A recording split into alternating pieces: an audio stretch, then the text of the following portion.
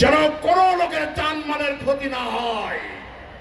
কোন লোক যদি এসব করতে যায় আপনারা তাদের বিরুদ্ধে প্রতিরোধ করে তুলুন। প্রিয় বন্ধুরা আমার, আমাদের আল্লাহ তাআলা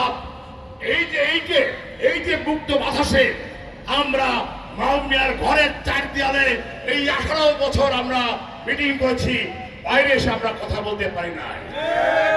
আল্লাহ তাআলা যে আমাদের এই আজকে মুক্ত বাতাসে বক্তৃতা করার সুযোগ দিচ্ছে, কথা বলার সুযোগ দিচ্ছে, এই জন্য আমাদেরকে দায়িত্ব হচ্ছে আমাদের শুকরানা আদায় করে আমাদের সবাইকে ঐক্যবদ্ধভাবে আমাদের এইসব সন্ত্রাস চাঁদাবাজ যারা আমাদের দেশকে লুটপাট করতে চায়, দোষটা বিএনপির ঘাড়ে দিতে চায়, তাদের বিরুদ্ধে আমাদের দাঁড়াতে হবে।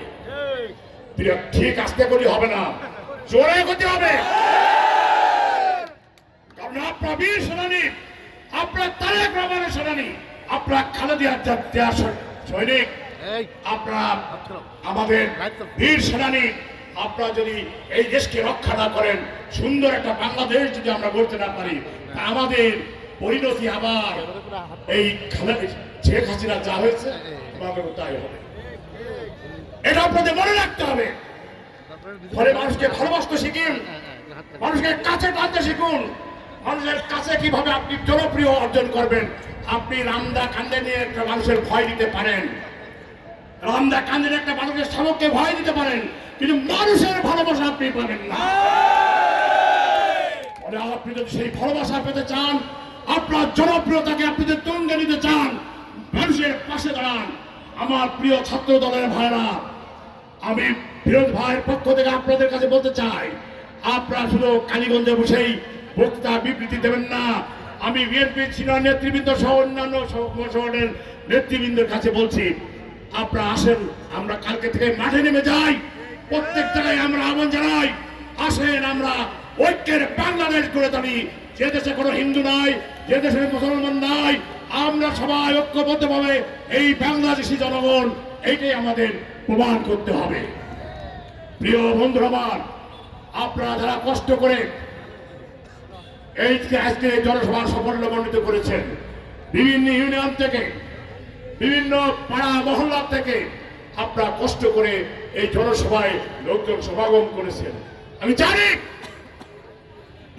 আপনাদের অনেক কষ্ট করে এখানে আসতে হয়েছে, ফলে তাদের মনে অনেক একটু কষ্ট লেগেছে।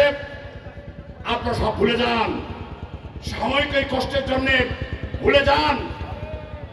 আমি জানি একটা কথা বললে অনেকেই সন্তুষ্ট হবে, আমার নেতৃবৃন্দ সবাই জানে, অনেকেই আজকে বড় সাজার চেষ্টা করতেছে। আমি স্টেজে গেলেই বড় নেতা হয়ে যাবো, আমি স্টেজে গেলেই বড় নেতা হয়ে যাবো। এই 18 বছর দেখি নাই তাদের, এই 18 বছর দেখি নাই।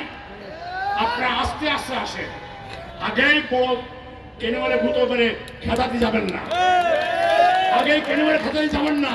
আস্তে আস্তে আসেন, আপনার কর্মকাণ্ডের ফলে আপনার জায়গা হয়ে যাবে, আপনার কর্মকাণ্ডের উপর আপনার কাজ হয়ে যাবে। ফলে আপনারা যারা আজকে একদল শোনেন, আপনাদের আরেকটা কথা বলতে চাই, কথাটা ইংরেজিতে বুঝে নেবেন। 18 আমাদের এই যে বাংলাদেশের রাজনৈতিক দল আওয়ামী লীগ বাদে প্রায় আরো 14 দল বাদে সবাই মাঠে ছিল। আপনি গুতবেন আর এক জায়গায় জায়গা করে নেবে তারা, কথাটা বোঝেন নাই?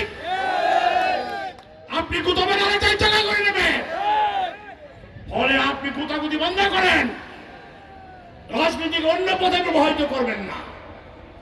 ফলে সবার প্রতি উদাত্ত আহ্বান, আমার দলের পক্ষ থেকে আপনারা নির্যাতন ভোগ করেছেন সব আমরা জানি। আমার নামে, ওই সাইদুলের নামে, ও ফিরোজের নামে, ও জবেদ আলীর নামে, আমাদের আজকের পরিচালক ইলিয়াস রহমান মিঠুন নামে সহ নাম আর কত বলবো, ইউনিয়ন পর্যায়ে প্রত্যেকের নামে 10টা 12টা 14টা 15টা। আমাদের ঢাকার আমাদের কেন্দ্রটা সোহেলের নামে মাত্র 450টা কেস, মাত্র 450টা কেস, হাজিরা দিতে দিতে জীবন শেষ, টাকা খরচ করতে দিতে জীবন শেষ। এই ব্যথা আপনাদের আছে আমি জানি, কিন্তু আমাদের দেশটাকে বাঁচাতে হবে। আর এই বাঁচানোর জন্য আমাদের সবাইকে সংবেদনশীল হতে হবে, সহনশীল হতে হবে, যেন আমাদের কারণে আমাদের অর্জিত এই স্বাধীনতা যেন নস্যাৎ না হয়ে যায়। প্রিয় বন্ধুরা, আমার বক্তব্য আমি দীর্ঘায়িত না করে আপনারা যারা বিভিন্ন ইউনিয়ন থেকে আসছেন তাদেরকে আমি অভিনন্দন জানিয়ে, আজকে যারা জনসভায় আসছেন তাদের সবাইকে অভিনন্দন জানিয়ে আমার বক্তব্য শেষ করছি। খোদা হাফেজ।